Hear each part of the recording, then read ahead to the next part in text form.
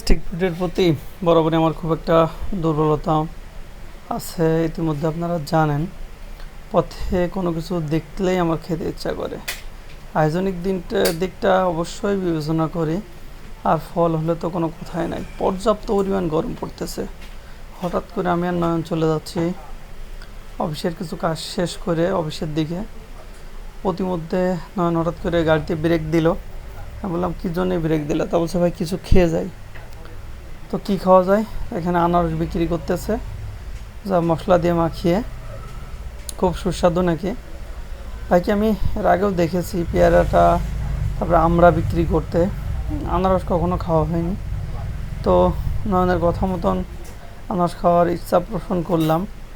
তো ভাই বলল যে আনারস খুব কম পেয়েছি ভাই, সম্পূর্ণ পাকা হবে না। তো একটা আনারস বেশি আর কি তাকে দিলাম, তো এটা কেটে দেন। তো সে নিজেই বলল আনারসটা ভালো হবে, মিষ্টি হবে।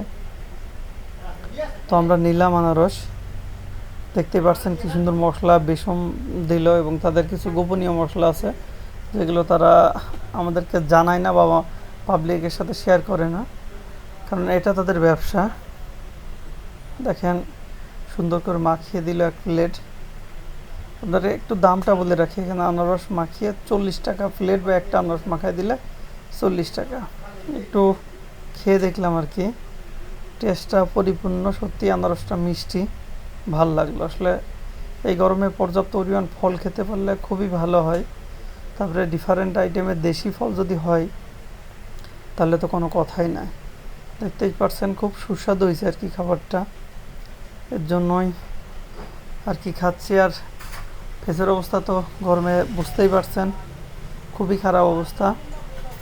দেখেন মাখানোটাও খুব সুন্দর হয়েছে, আর ভাই খুব পরিষ্কার পরিচ্ছন্ন। লোকেশন দিয়ে দিচ্ছি, এটা ঝিনাইদহ শহর থেকে বাস টার্মিনাল যাওয়ার পথে আর কি পড়বে, ধোবাঘাটা ব্রিজের শেষ মাথায়।